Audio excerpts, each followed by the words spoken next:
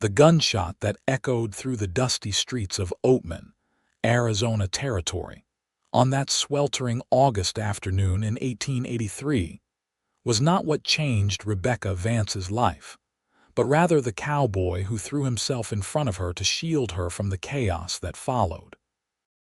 Rebecca had been standing outside the general store, her worn brown skirt gathering dust as she waited for her elderly employer, Mrs. Patterson, to finish her shopping inside. The heat pressed down on everything like a heavy blanket, and Rebecca had been fanning herself with her hand when the commotion started. Two drunken miners had gotten into an argument over a card game, and before anyone could intervene, one of them had drawn his weapon.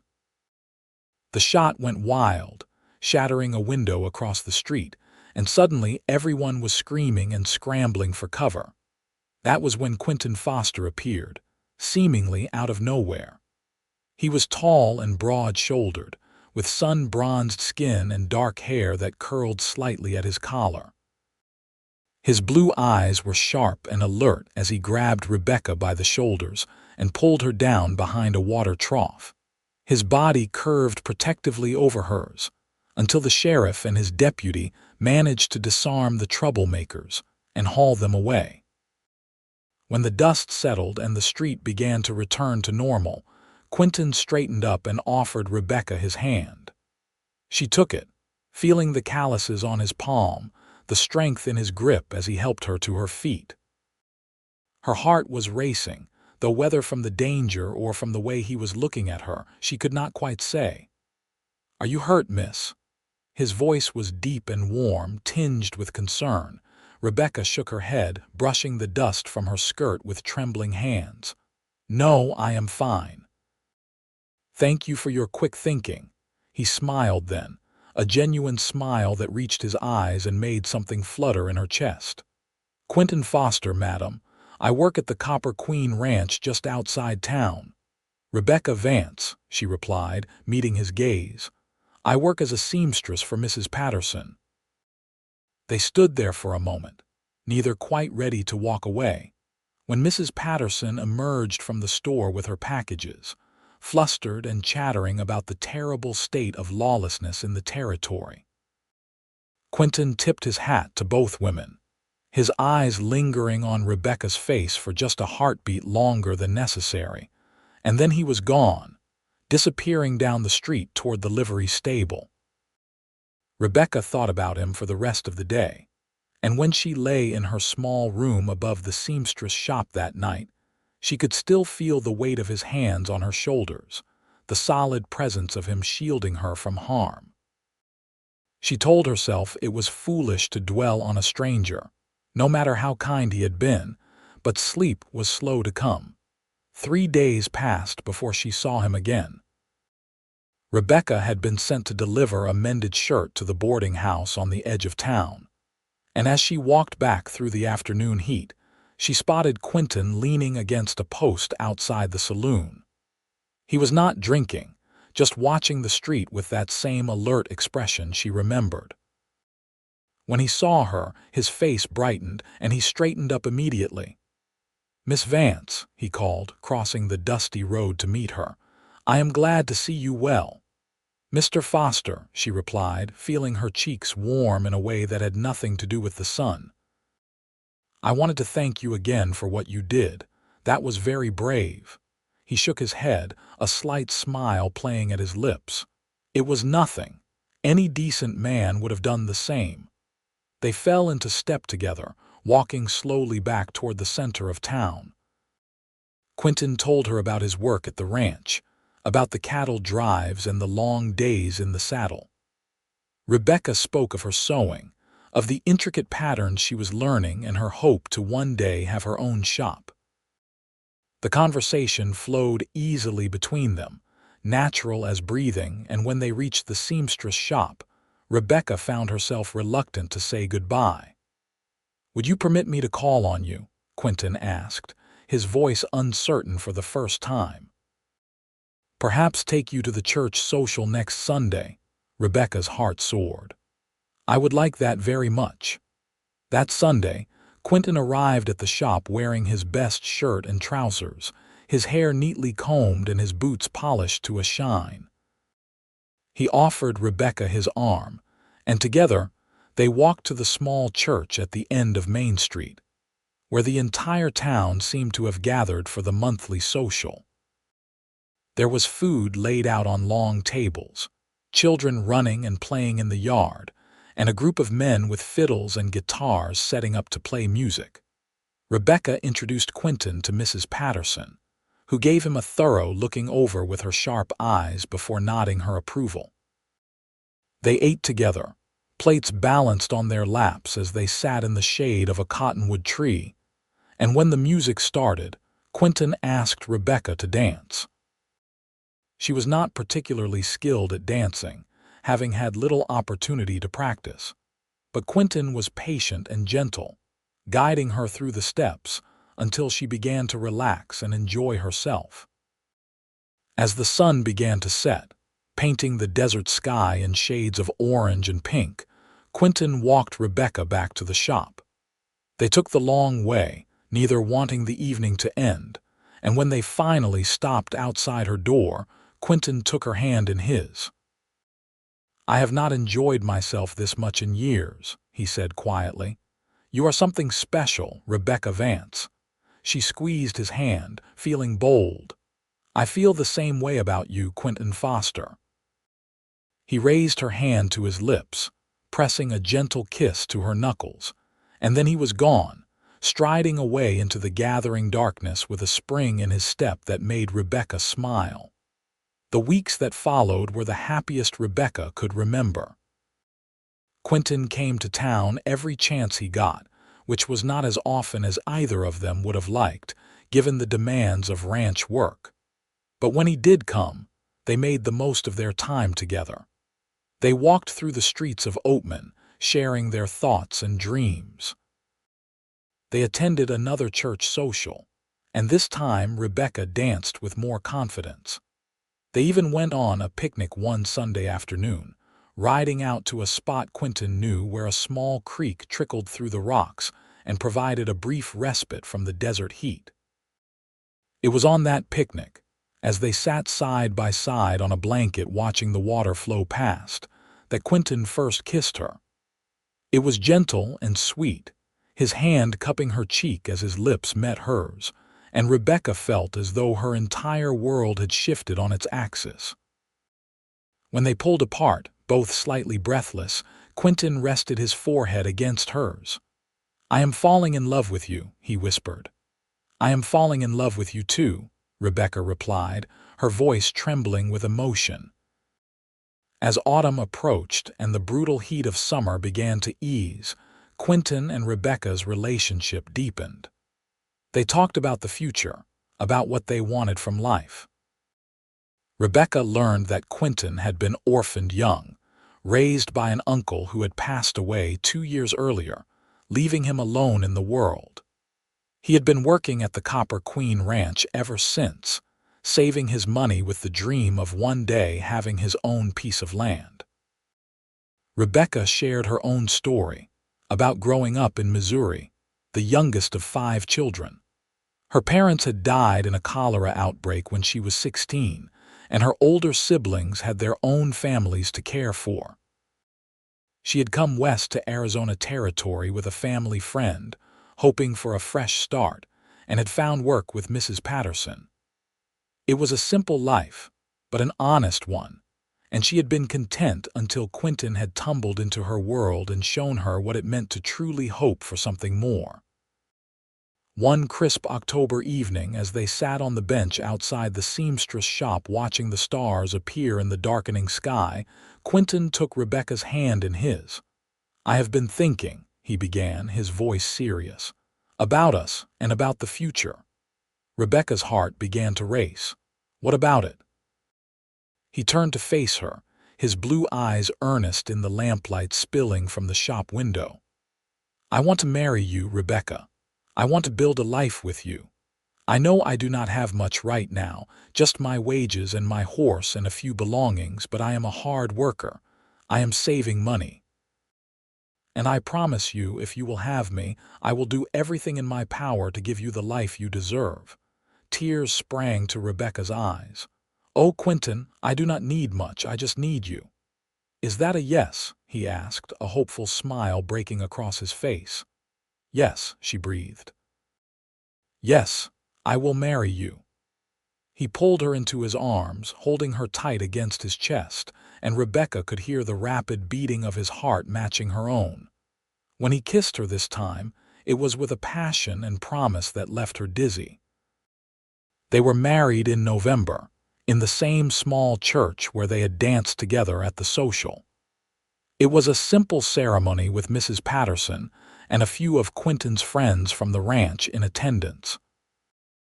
Rebecca wore a dress she had sewn herself from blue calico, with lace at the collar and cuffs, and Quinton wore his best suit with a string tie. The preacher spoke of love and commitment, of building a life together through good times and bad, and when Quinton slipped a simple gold band on Rebecca's finger, she thought her heart might burst from happiness. The ranch foreman had given Quinton permission to bring his wife to live in the small cabin he occupied on the ranch property. It was modest, just 2 rooms with a fireplace and a loft for sleeping, but Rebecca set about making it a home. She sewed curtains for the windows and a quilt for their bed. She planted herbs in a small garden patch outside the door. And every evening when Quinton came home from his work, dusty and tired, she had a hot meal waiting and a smile that made all the long hours worthwhile. Their first winter together was hard but happy. The work on the ranch was demanding, and there were days when Quinton came home so exhausted he could barely keep his eyes open through supper. But he never failed to pull Rebecca into his arms before they climbed the ladder to the loft, never failed to tell her he loved her, to kiss her good night as though she were the most precious thing in his world. Rebecca, for her part, continued to take in sewing work from town. Mrs. Patterson sent projects her way, and word spread among the ranch wives that Rebecca Foster was skilled with a needle. The extra money was helpful, adding to their savings, but more than that, Rebecca enjoyed the work. It gave her something to do during the long days when Quinton was out with the cattle, and it made her feel as though she was contributing to their future. Spring came early that year, bringing wildflowers to the desert and new calves to the ranch. Quinton was busier than ever, often leaving before dawn and not returning until after dark. Rebecca missed him terribly during those long days, and one evening when he came home looking particularly worn out, she made a decision. "Quinton," she said as they sat together after supper, his head resting in her lap as she ran her fingers through his hair, "I have been thinking about something." "What is it?" he asked, his eyes closed in contentment. "This cabin has been a wonderful home for us, but it is missing something." He opened one eye to look at her. "What is it missing?" She smiled down at him. "A porch and a swing. I want a place where we can sit together in the evenings and watch the sunset, where we can be close and talk about our day without being cooped up inside or sitting on the hard ground." Quinton sat up, considering her words. "A porch swing," he said thoughtfully. "I like that idea. More than like it, actually. I love it." "Do you think we could do it?" Rebecca asked hopefully. He took her hands in his. "I promise you, Rebecca, I will build you that porch. I will build you the finest porch this side of the territory, with a swing big enough for 2, and every evening we will sit there together. I will push it with you in my arms, and we will watch the sun go down and count ourselves the luckiest people alive." Rebecca felt tears prick her eyes. "That sounds perfect." Over the following weeks, Quinton spent every spare moment working on the porch. He convinced the ranch foreman to let him have some surplus lumber in exchange for extra work on his days off. He measured and cut and hammered, his hands developing new calluses as he labored to keep his promise. Rebecca watched him work whenever she could, marveling at his skill and determination. The porch took shape slowly but surely. First came the foundation posts, sunk deep into the ground and secured with concrete Quinton mixed himself. Then the frame, sturdy and level, built to last. The floorboards went down next, smooth and even, sanded carefully so there would be no splinters. Finally, a roof to provide shade from the brutal summer sun that was already beginning to make itself felt. While Quinton worked on the porch, Rebecca focused on the swing itself. She sewed thick cushions stuffed with cotton, covered in a cheerful yellow fabric she had bartered for with some of her sewing work. She embroidered flowers along the edges, taking her time to make each stitch perfect. This was going to be their special place, and she wanted it to be beautiful. The day Quinton hung the swing, using heavy chains and secure hooks bolted into the porch ceiling beams, was a day of celebration. He tested it carefully first, sitting on it alone and rocking gently to make sure everything was secure. Then he reached out his hand to Rebecca. "Come here, Mrs. Foster," he said with a grin. Rebecca went to him, settling onto the swing beside him. Quinton wrapped his arm around her shoulders, pulling her close, and used his foot to set them gently swaying.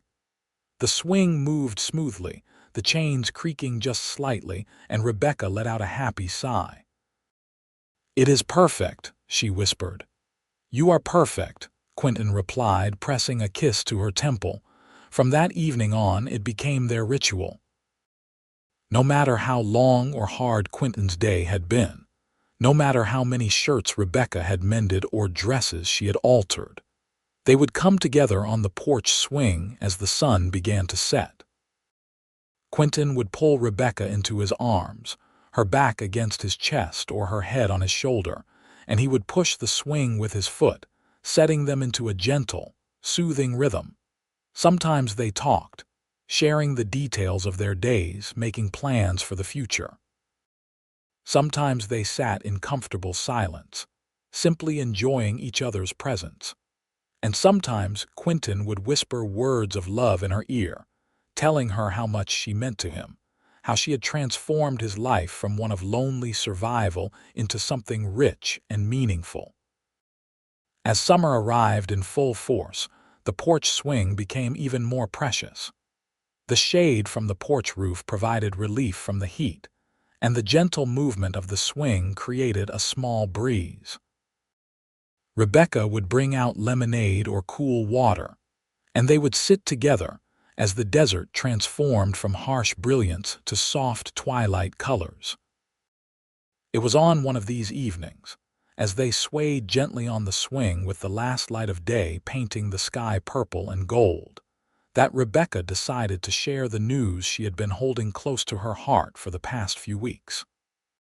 "Quinton," she said softly, her hand finding his and guiding it to rest on her still flat stomach, "we are going to have a baby."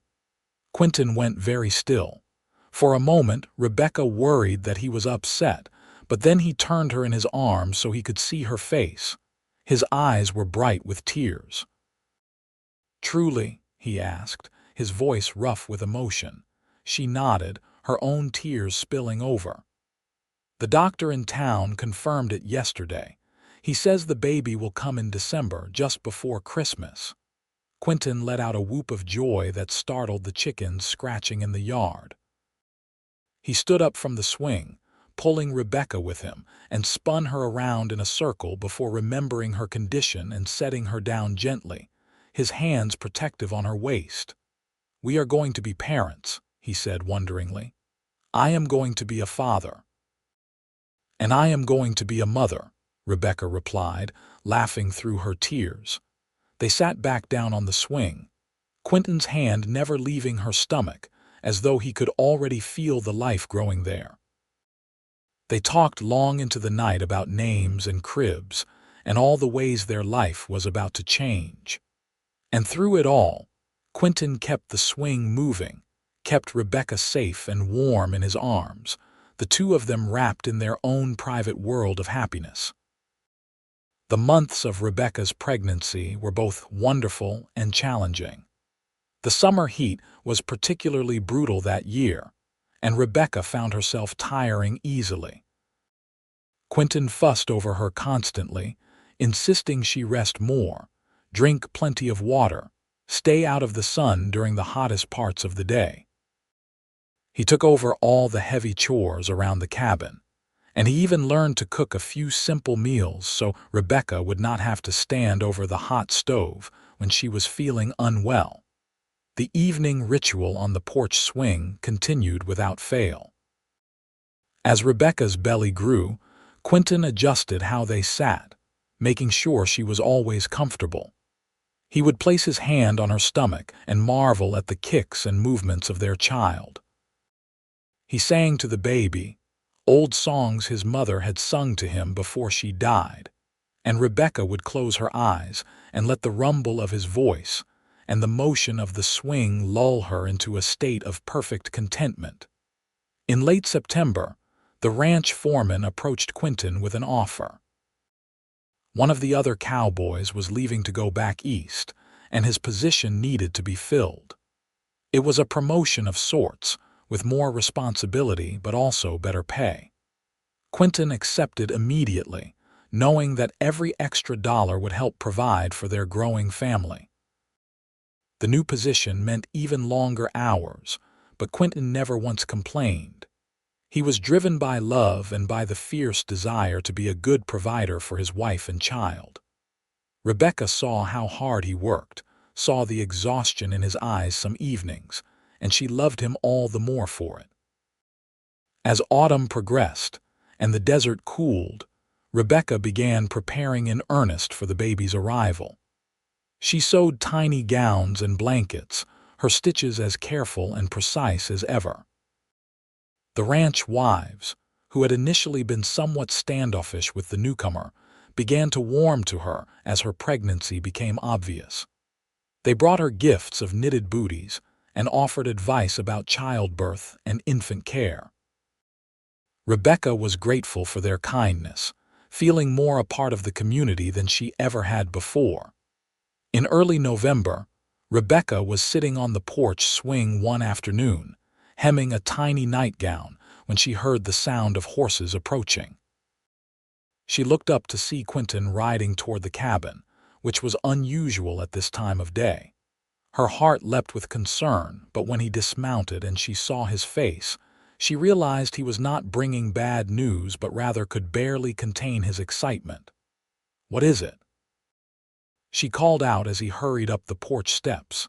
He dropped to his knees beside the swing, taking both her hands in his.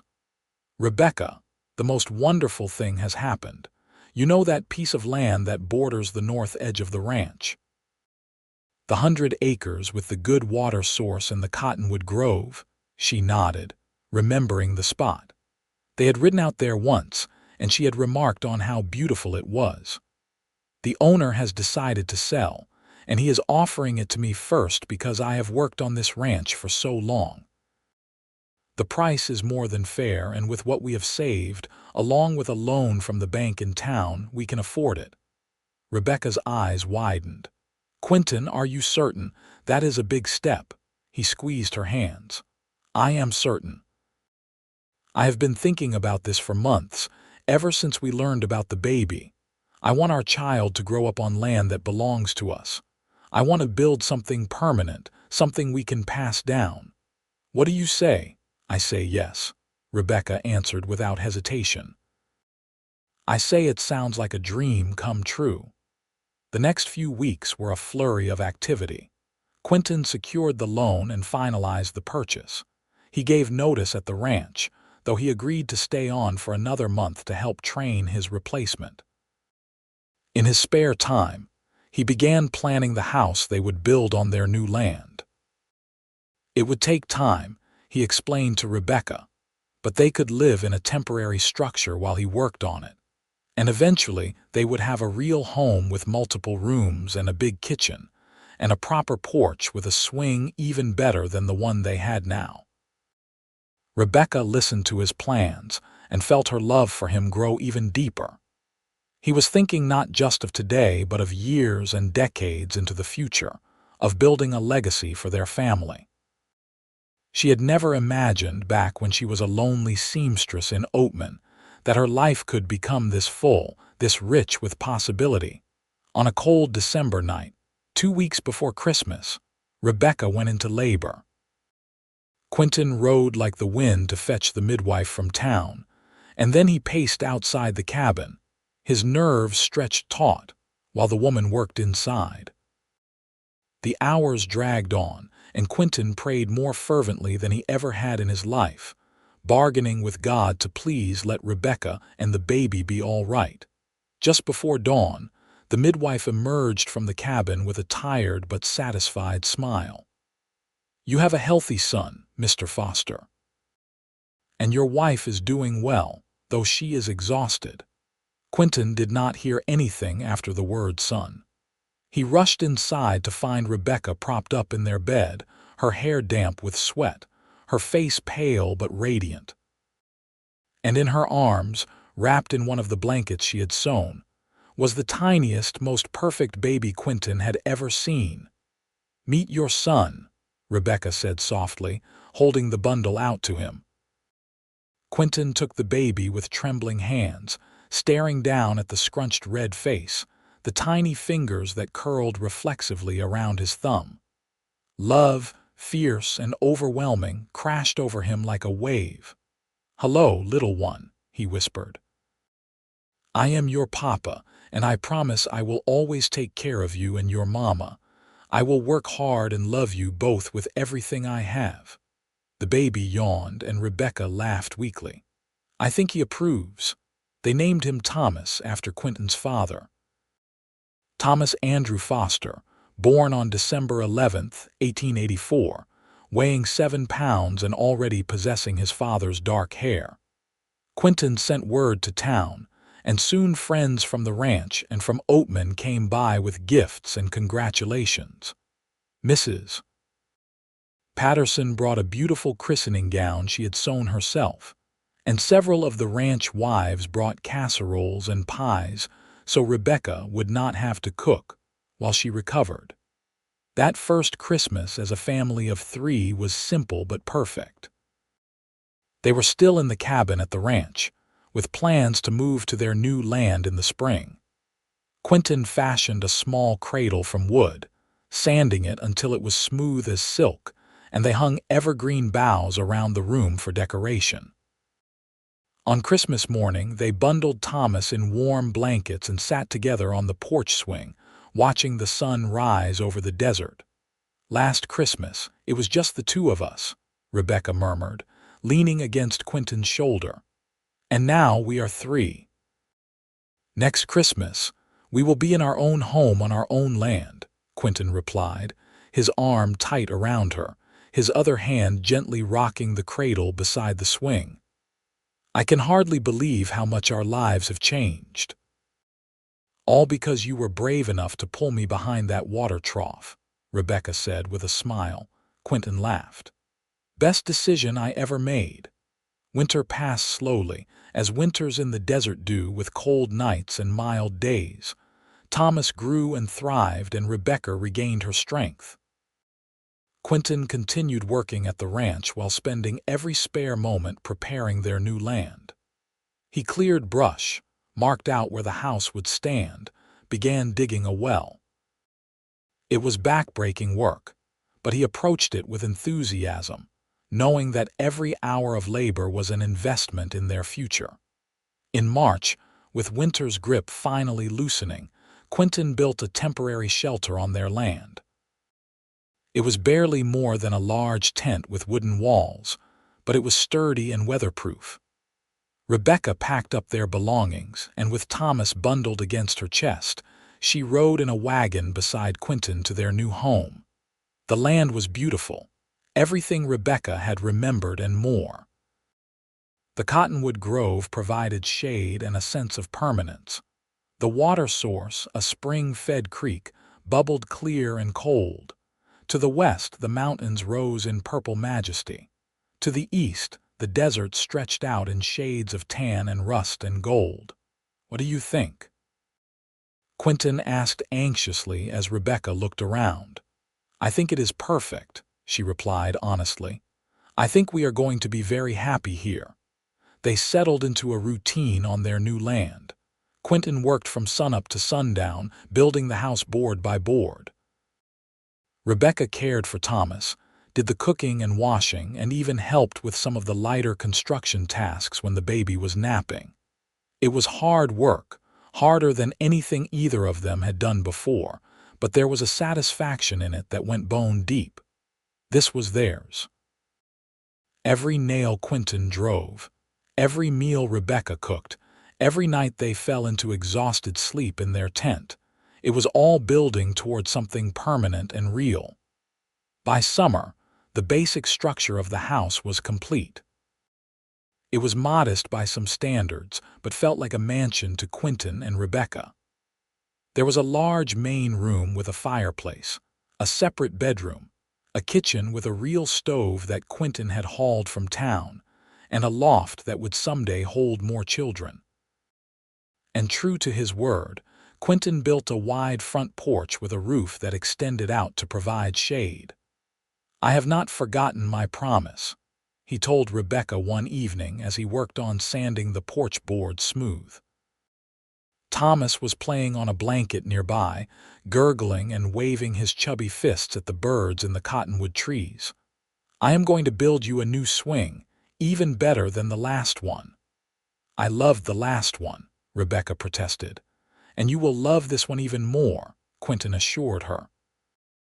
He was right. The new swing was a work of art, crafted from smooth oak and hung with sturdy chains that would hold up to years of use. Rebecca made new cushions, this time in a deep green that reminded her of the trees by the creek.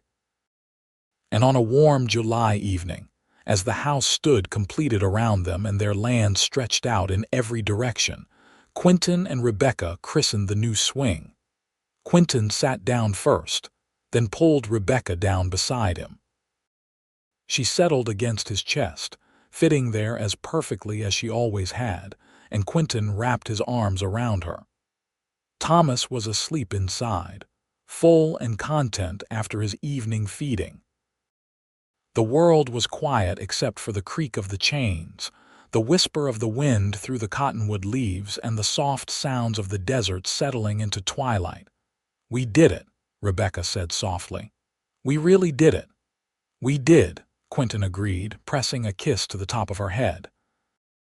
"We built a home. We built a life.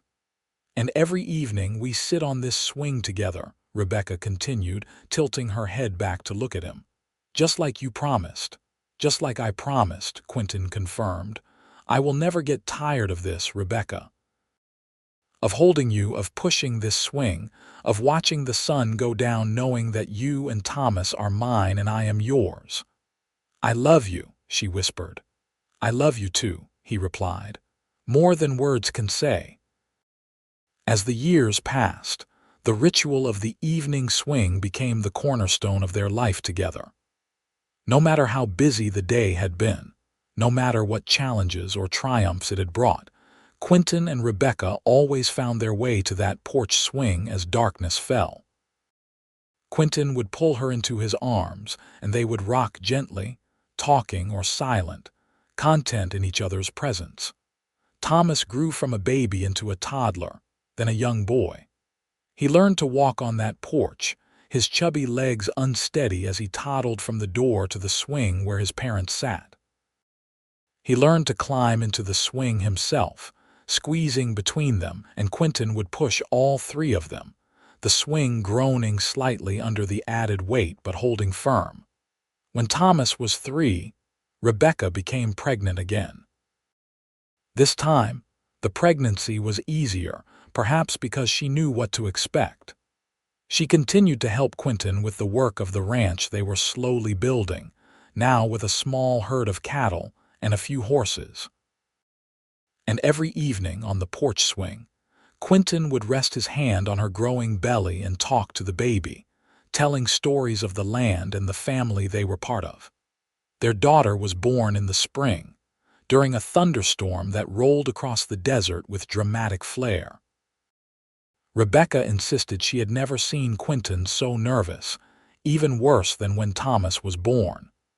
But everything went smoothly, and soon they were introducing Thomas to his baby sister. They named her Clara, after Rebecca's mother. She had Rebecca's red gold hair and Quinton's blue eyes, and from the moment she was born, she was the darling of the family. Thomas took his role as big brother seriously, always wanting to help, to fetch things for the baby, to rock her cradle when she fussed. The porch swing now accommodated four. It was a tight fit, with Thomas pressed against one side and Clara in Rebecca's arms, but they made it work. Quinton joked that he would need to build a bigger swing, but Rebecca told him not to dare. This swing was perfect, full of memories and love. Life on the ranch was good but not without its struggles. There were droughts that tested their water supply and made the cattle restless. There were brutal summers when the heat seemed endless. There were times when money was tight, and they had to make difficult decisions about what expenses to prioritize. But through it all, Quinton and Rebecca faced everything together. One particularly difficult year, when Thomas was 7 and Clara was 4, a sickness swept through the area. Several families lost children, and Rebecca lived in constant fear that her own babies would fall ill. She kept them close to home, avoided town as much as possible, and prayed constantly. Quinton was equally worried but tried to hide it, maintaining a calm exterior for the sake of his family. Both children developed fevers, and for several terrifying days the outcome hung in the balance. Rebecca and Quinton took turns sitting up through the nights, bathing hot foreheads with cool cloths, coaxing sips of water past cracked lips. Quinton found himself praying desperately, promising God anything if only his children would be spared. The fevers broke on the 4th day, first Thomas's, and then Clara's. The relief was so intense that Quinton actually wept, something Rebecca had only seen him do a handful of times in their marriage. They held each other on the porch swing that evening while the children slept inside, both of them shaking with the aftermath of fear and the profound gratitude of having dodged such a terrible tragedy. "I do not know what I would do if I lost them," Quinton said hoarsely. "Or you. You three are everything to me." "We are all right," Rebecca soothed, though she had been just as terrified. "We are all going to be all right," and they were. The children recovered fully with no lasting effects from their illness. Life returned to normal, or as normal as it ever was on a working ranch. Thomas began helping Quinton with the animals, learning to ride and rope, absorbing everything his father could teach him about ranching and hard work and integrity. Clara followed her mother around, learning to cook and sew and tend the garden, though she also showed a fierce, independent streak that frequently had her climbing trees or racing her brother on horseback. When Thomas was 10 and Clara was 7, Rebecca became pregnant again. This pregnancy was harder than the previous two, perhaps because she was now in her early 30s and the work of the ranch never ceased. But Quinton was attentive and protective, insisting she rest more, taking over her chores whenever possible. And every evening, without fail, they would sit together on the porch swing, Quinton's arms around her, his hand on her belly, feeling the baby move. Their second son was born in late autumn. They named him James after Rebecca's father. He was a large baby, over 9 pounds, with a shock of black hair and a pair of lungs that could probably be heard in town. Thomas and Clara were both fascinated by their new brother, though Clara was slightly disappointed she did not get a sister to balance out the family. With 3 children, the porch swing was truly at capacity. But they managed, though sometimes the older children would opt to sit on the porch steps instead, leaning against Quinton's legs while he and Rebecca rocked gently with James in her arms. Those evenings, with the whole family gathered together, were the ones Rebecca treasured most. She would look at her husband, still as handsome as the day he had pulled her behind that water trough, and at their children, healthy and strong and full of life, and marvel at the abundance of her blessings. The years continued to roll past, marked by the changing seasons and the milestones of their children's lives. Thomas grew tall and broad-shouldered like his father, a young man who was serious and hardworking and kind. Clara remained spirited and adventurous, but she also possessed her mother's skill with a needle and often helped Rebecca with sewing projects. James, the baby, was a happy child who seemed to find joy in everything, whether it was helping his father mend fences or helping his mother bake bread. When Thomas turned 18, Quinton approached him with an offer. He wanted to officially make Thomas a partner in the ranch, to acknowledge all the hard work and dedication his son had shown over the years. Thomas accepted with pride and gratitude, and they shook hands as equals, as men who shared a vision for the land and for the future. Clara, at 15, had caught the eye of several young men in the area, but she showed no interest in settling down anytime soon. She had dreams of seeing more of the world, maybe even traveling to California or back east. Rebecca worried about her daughter's restlessness, but also understood it. Clara had inherited her adventurous spirit from both her parents, and Rebecca knew that trying to cage such a spirit would only lead to resentment. James, at 11, was still young but already showing signs of having his father's steady temperament and his mother's creativity. He loved to draw and often spent his evenings sketching the desert landscape, the animals, his family. Rebecca saved every picture, treasuring these glimpses into her youngest child's mind. Through all these years, through all the changes and challenges and joys, the one constant was the porch swing. Every evening, Quinton and Rebecca would find their way to it, sometimes alone, sometimes with one or more of their children, but always together. Quinton would pull Rebecca into his arms, and he would push the swing with his foot, setting them into that familiar, gentle rhythm. They talked about everything on that swing. They discussed plans for the ranch, decisions about the children's education, memories of the past, hopes for the future. They argued occasionally, though never with real heat, working through disagreements until they reached a compromise both could live with. They laughed often, sharing jokes and funny stories from their day. And they sat in comfortable silence too, simply enjoying each other's presence after all these years together. One evening, when they were alone on the swing with all three children elsewhere, Rebecca leaned her head against Quinton's shoulder and sighed contentedly. "What are you thinking about?" Quinton asked, his arm tightening around her. "About how happy I am," Rebecca replied. "About how perfect this life is."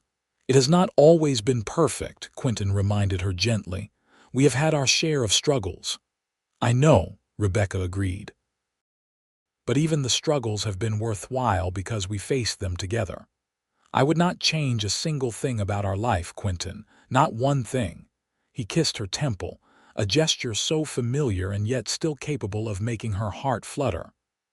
"I love you, Rebecca Foster. I have loved you since the moment I saw you standing outside that general store, and I will love you until my last breath." "And I love you," she replied, turning her face up to his. "You kept every promise you made to me. You built me this house, this life, this beautiful porch swing. And every evening you push it with me in your arms, just like you said you would." "It is the best part of my day," Quinton said honestly. "No matter what else happens, I know I will end each day right here with you." They kissed then, a long, slow kiss full of love and passion and the deep contentment that comes from years of partnership. When they pulled apart, both were smiling, and they settled back into the swing's gentle motion, watching as the stars began to appear in the darkening sky. As the children grew older and began to make their own way in the world, Quinton and Rebecca found themselves alone more often, but neither minded. Thomas, now in his early 20s, had built his own small house on the property and was courting a young woman from town. Clara, 18 and beautiful, had decided she wanted to be a teacher and was studying hard, taking correspondence courses. James, at 14, was still at home but increasingly independent, spending long hours exploring the land and drawing what he found. Quinton was now in his late 40s, his dark hair threaded with silver, lines etched around his eyes from years of squinting into the sun.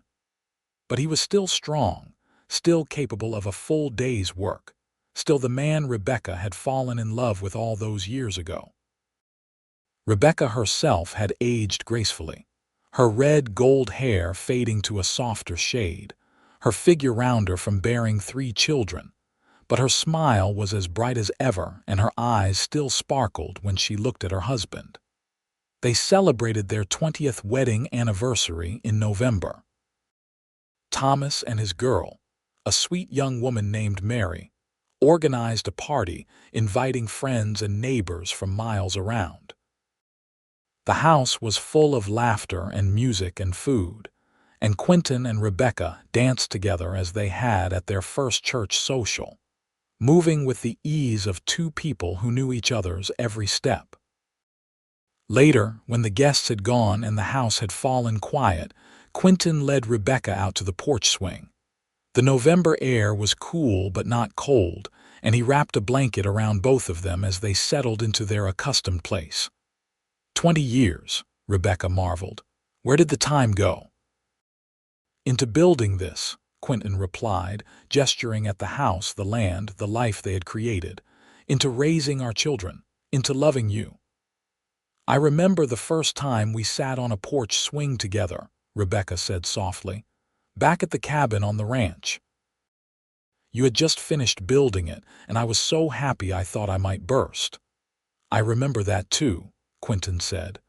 And I remember thinking that I wanted to spend every evening of the rest of my life just like that with you in my arms. And you have, Rebecca pointed out.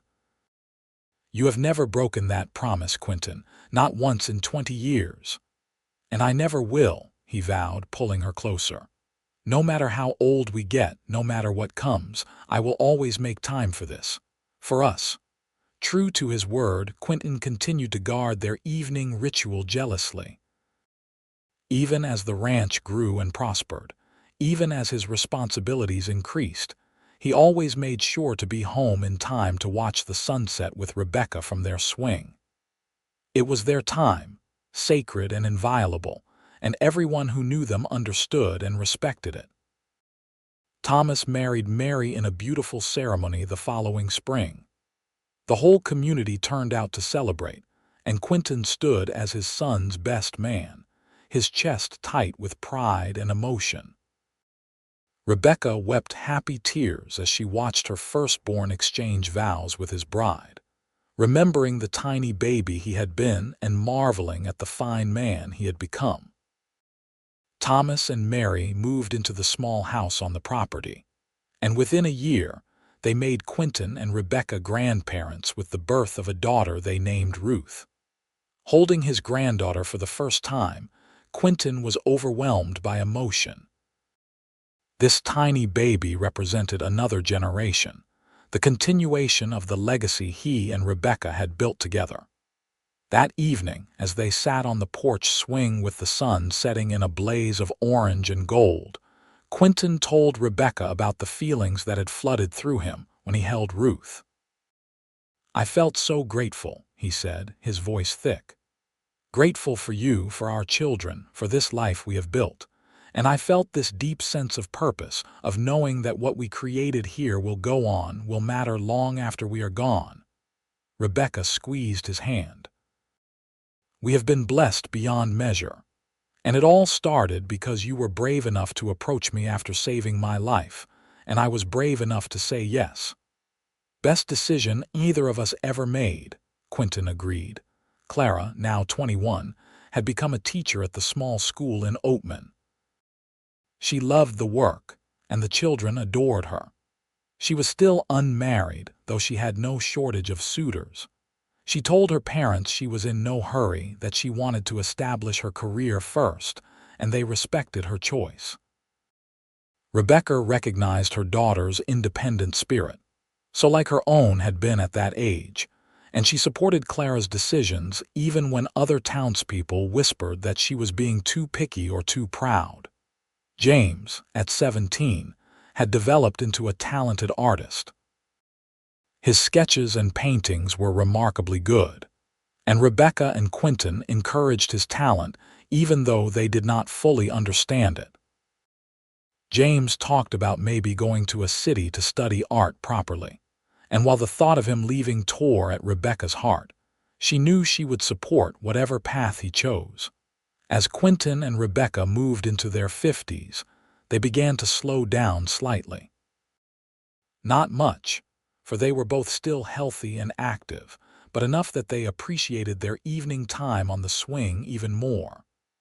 It was a chance to rest their weary bones, to reconnect after a long day, to simply be together. More grandchildren arrived over the years. Thomas and Mary had 3 more children, giving Quinton and Rebecca a total of 4 grandchildren through their eldest son. Clara eventually met and married a doctor who had moved to Oatman, a kind and intelligent man who treated her as an equal partner. They had 2 children, and Clara managed to balance motherhood with her teaching career, a feat that filled Rebecca with admiration. James did go away to study art, traveling all the way to San Francisco. It was hard for Rebecca to see her youngest leave, but he wrote often, and his letters were full of excitement about everything he was learning. He returned after 3 years, not to stay permanently on the ranch but to settle in Tucson, where he opened a small gallery and studio. He visited often, always bringing his latest paintings to show his parents. Through all of this, through the joys of grandchildren and the pride of seeing their children thrive, Quinton and Rebecca maintained their ritual. Every evening they would sit on the porch swing, Quinton's arms around Rebecca, gently pushing them into motion. They watched their grandchildren play in the yard where their own children had played. They discussed the news from town, the progress of the ranch, the letters from James. And they simply enjoyed being together, 2 people who had built a life of meaning and love. One evening, when Quinton was 56 and Rebecca 54, they sat on the swing watching a particularly spectacular sunset. The sky was ablaze with color, streaks of pink and purple and orange that seemed to set the whole world on fire. Quinton held Rebecca close, his chin resting on top of her head, and thought about how many sunsets they had watched together from this exact spot. "What are you thinking about?" Rebecca asked, as she often did. "About how grateful I am," Quinton replied. "About how every promise I made to you I have tried my best to keep." "You have kept them all," Rebecca assured him. "Every single one." "I promised to build you a porch swing and spend every evening pushing it with you in my arms," Quinton said. "And I have done that. But more than that, I promised to love you and care for you and build a life with you, and I have done that too." "We have done it together," Rebecca corrected gently. "This life, this family, this home, it is ours, both of ours." Quinton kissed her softly. "Ours," he agreed, "and I would not trade a single moment of it." They continued to rock gently, the swing creaking in its familiar rhythm as the sun dipped below the horizon and the stars began to emerge. Inside the house, they could hear the sounds of family, of grandchildren visiting, of life continuing in the way they had always hoped it would. And out on the porch, in the swing Quinton had built with his own hands all those years ago, he held Rebecca close and counted himself the luckiest man alive. The years continued their march, bringing with them the inevitable changes that come with age. Quinton's hair turned fully white, and his hands, though still strong, bore the marks of decades of hard work. Rebecca's movements became slower, more careful, and she sometimes needed Quinton's help to stand from the swing after their evening ritual. But their love never diminished. If anything, it deepened, becoming richer and more profound with each passing year. Thomas took over more of the ranch operations, allowing Quinton to step back and enjoy a slower pace. Quinton still worked, unable to imagine a life of complete idleness, but he no longer pushed himself from dawn to dusk. He spent more time with his grandchildren, teaching them the skills his own father had taught him, passing down the family stories and values. Rebecca, too, slowed her pace. Her sewing was not as precise as it once had been, her hands sometimes refusing to cooperate the way they used to. But she still made quilts for each new grandchild, still tended her garden, still cooked Sunday dinners that brought the whole family together. And every evening, without fail, they made their way to the porch swing.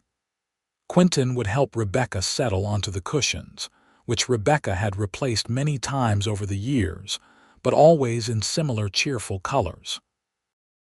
Then he would sit beside her, pull her into his arms, and set the swing in motion with his foot. Sometimes their adult children or their grandchildren would find them there, two old people wrapped in blankets against the evening chill, rocking gently as the day faded into night. And those who saw them always felt a sense of peace, of rightness, as though witnessing something sacred and true. On their 30th anniversary, the family threw another celebration. By now, the family had grown to include not just children and grandchildren, but also nieces and nephews, in-laws and close friends who had become like family. The house was full to bursting with people, and the party spilled out into the yard, with tables groaning under the weight of food and children running and playing in the evening light. When the time came for toasts, Thomas stood and raised his glass. "To my parents," he said, his voice carrying over the crowd. "Who taught us what love looks like? Who showed us through their example what it means to commit to someone through good times and bad, through struggles and triumphs? Who built not just a ranch but a family, a legacy that will continue for generations? We love you both, and we thank you for everything you have given us." The crowd erupted in cheers and applause. Quinton and Rebecca, sitting side by side with their hands clasped, looked at each other with tears in their eyes. Later, when the party had wound down and the guests had departed, they made their way to the porch swing one more time. 30 years, Rebecca said, echoing the words she had spoken a decade earlier. "It feels like both forever and no time at all." "I know exactly what you mean," Quinton replied, pulling her close. "I can still remember the day I met you as clearly as if it were yesterday. But I also feel like I have known you all my life." "You have made me so happy," Rebecca told him, her voice breaking slightly. "Happier than I ever dreamed possible."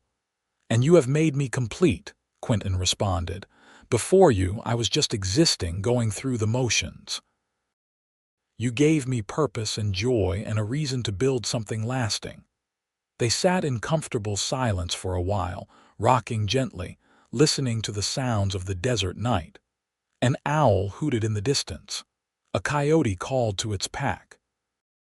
The wind rustled through the cottonwood trees, the same trees that had been there when they first claimed this land. "You remember when I first told you I wanted a porch swing?"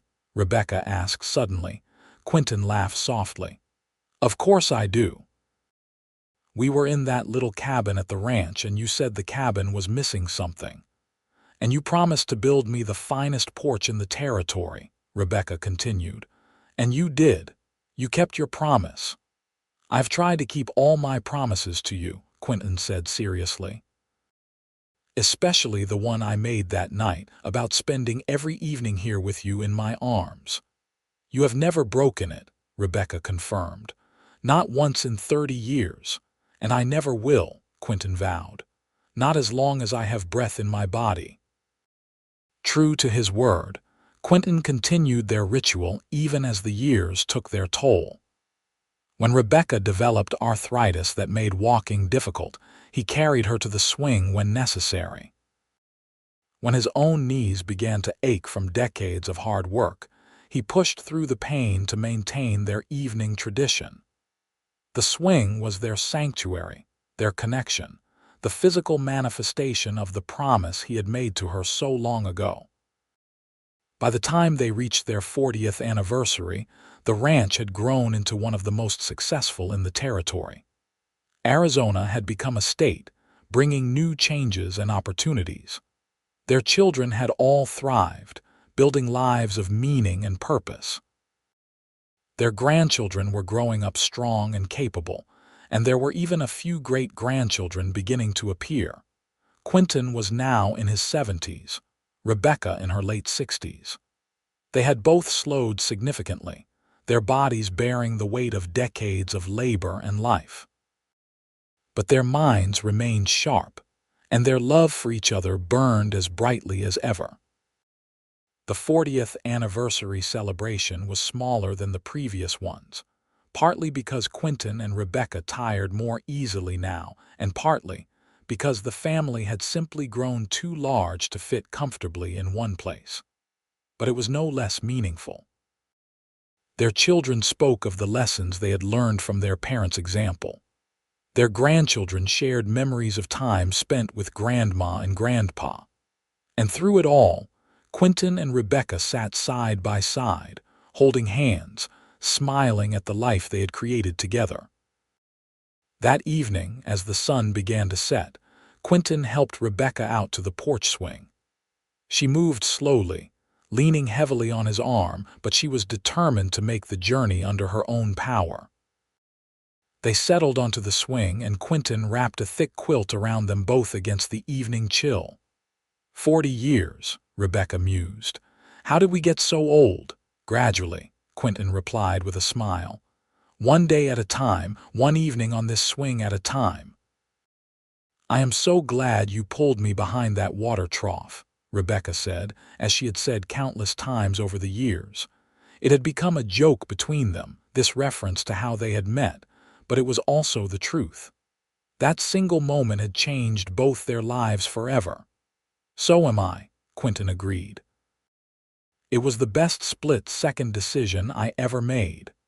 They rocked gently, the swing creaking more than it once had, much like their own joints.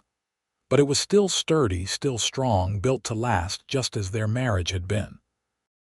Quinton had maintained it carefully over the years, replacing chains when needed, sanding and refinishing the wood, ensuring that it would serve them for as long as they needed it. Quinton, Rebecca said softly after a while, promise me something. Anything, he replied immediately. Promise me that no matter what happens, no matter how old we get or how hard things become, we will always have this. These evenings on the swing, your arms around me this time together. Promise me it will be the last thing we do each day, every day, for as long as we both live. Quinton felt tears prick his eyes. I promise, my love. I promise with all my heart. And he kept that promise.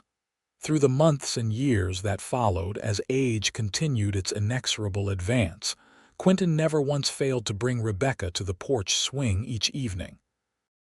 Some days were easier than others. Some days Rebecca felt relatively spry, able to walk to the swing with minimal assistance. Other days, the arthritis was so bad that Quinton had to carry her, cradling her in his arms as gently as he had once cradled their newborn children. But regardless of how they got there, they always made it to the swing.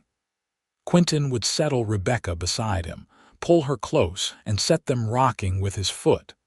And they would watch the sun set over the land they had claimed together, the home they had built, the legacy they had created. Their children and grandchildren sometimes worried that they were pushing themselves too hard, that they should accept help or make things easier on themselves. But Quinton and Rebecca refused to give up this ritual. It was too important, too central to who they were as a couple.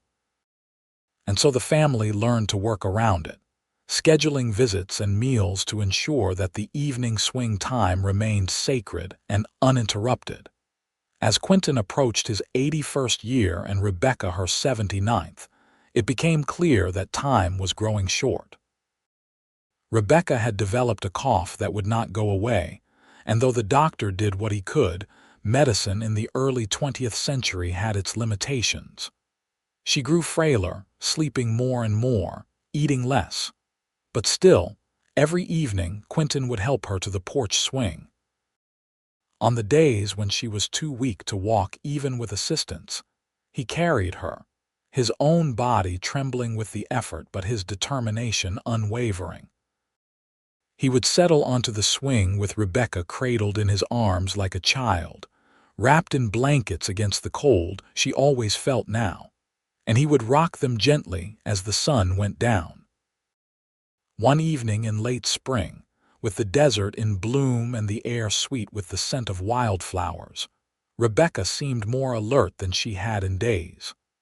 Quinton carried her to the swing, as had become the norm, and settled her carefully in his arms. "The sunset is beautiful tonight," Rebecca murmured, her voice weak but clear. "It is," Quinton agreed, though he was looking at her face rather than the sky. "I am so tired, Quinton," she said after a moment. "So very tired." "I know, my love," he replied, his throat tight. "I know. But I am happy," she continued. "I have had such a good life, such a full, wonderful life. You gave me everything I ever dreamed of and so much more." "You gave me the same," Quinton said, tears rolling down his weathered cheeks. "You are everything to me, Rebecca. You always have been." She reached up with a trembling hand to touch his face. "You kept all your promises, every single one. You built me a porch swing and you spent every evening pushing it with me in your arms, just like you said you would." "Just like I said I would," Quinton confirmed, his voice breaking. "I love you," Rebecca whispered. "I love you so much." "I love you too," Quinton replied. "With all my heart, with all my soul, forever and always." They sat together on the swing as the sun sank below the horizon, painting the sky in shades of amber and rose. Quinton kept the swing moving gently, kept Rebecca warm in his arms as he had done for over 40 years. And as the last light faded from the sky and the stars began to appear, Rebecca took one final, peaceful breath and slipped away. Quinton held her for a long time after that, rocking the swing slowly, tears streaming down his face. Their children found him there eventually, drawn by some unspoken knowledge that something had changed. And when they saw their father holding their mother, saw the peace on her face and the anguish on his, they wept with him. The days that followed were hard beyond measure. The funeral drew people from miles around, all of them coming to pay their respects to a woman who had been beloved by everyone who knew her.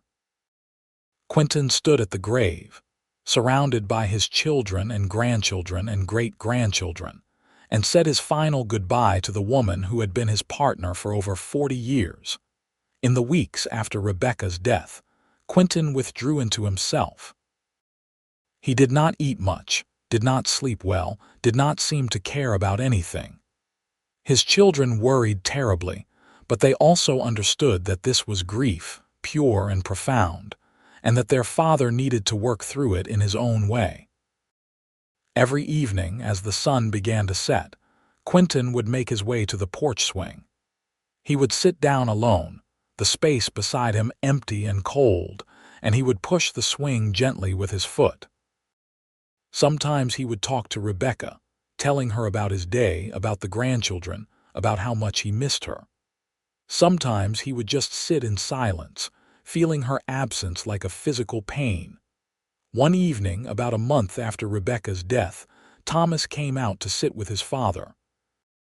He lowered himself onto the swing beside Quinton, and for a while they just sat there together in silence. "She loved this swing," Thomas said eventually. "She loved these evenings with you."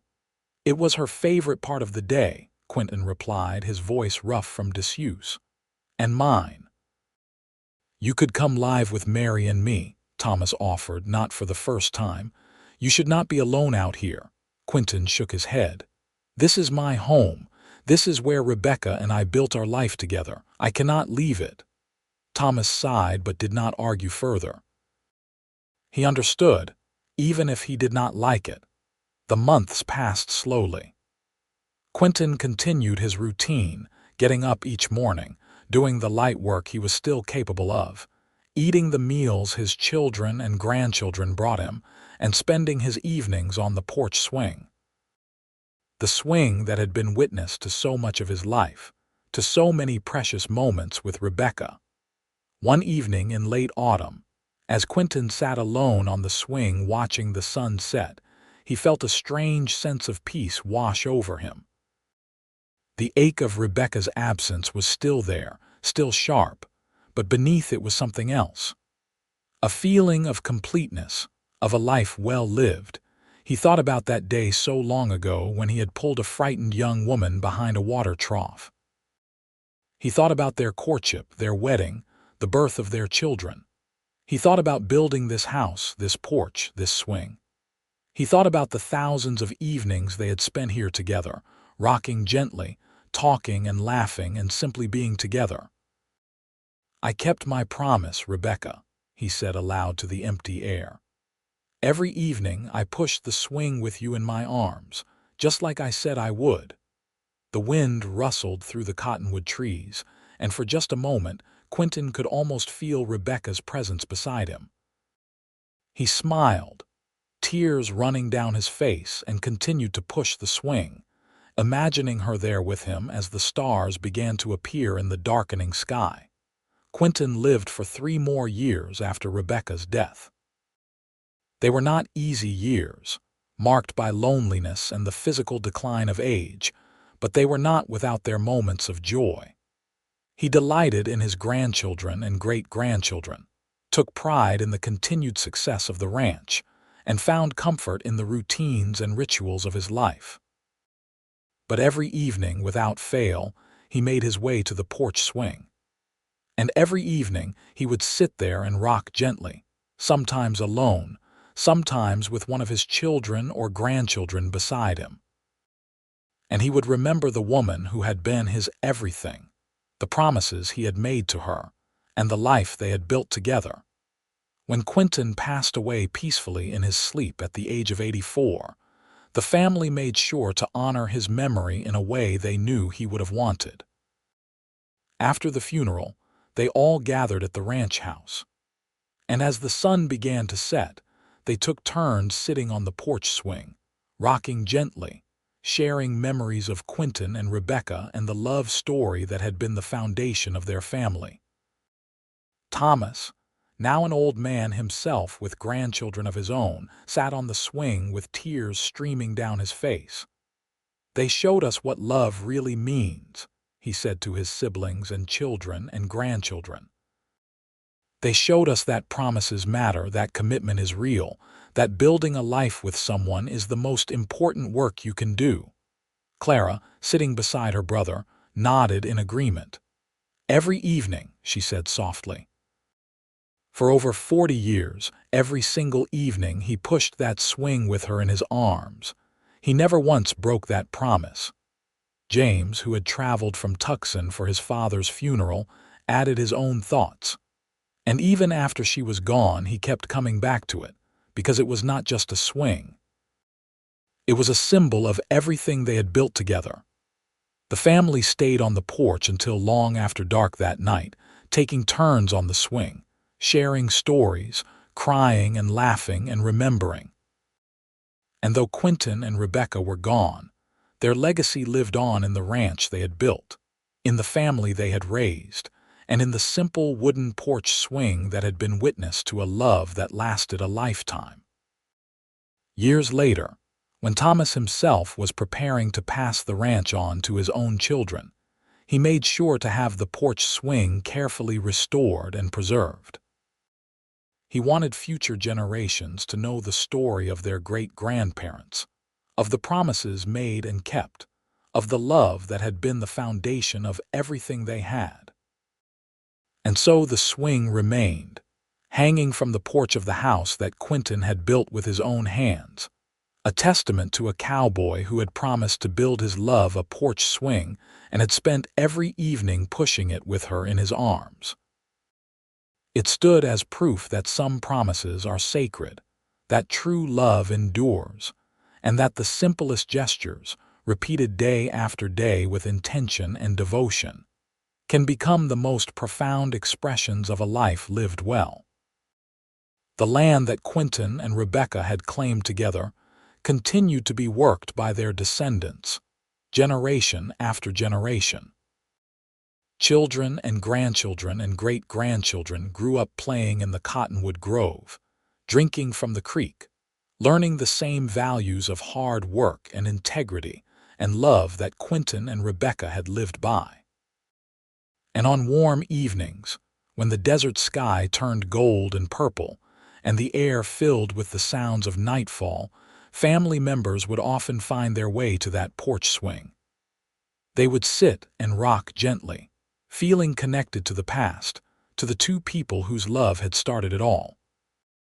And they would remember the story they had been told since childhood, of a cowboy and a seamstress who had found each other in the wild territory of Arizona, who had built a life and a legacy, and who had spent every evening together on a porch swing, wrapped in each other's arms, living out the promises they had made and proving that true love, real commitment, and simple daily devotion are the things that matter most in this world.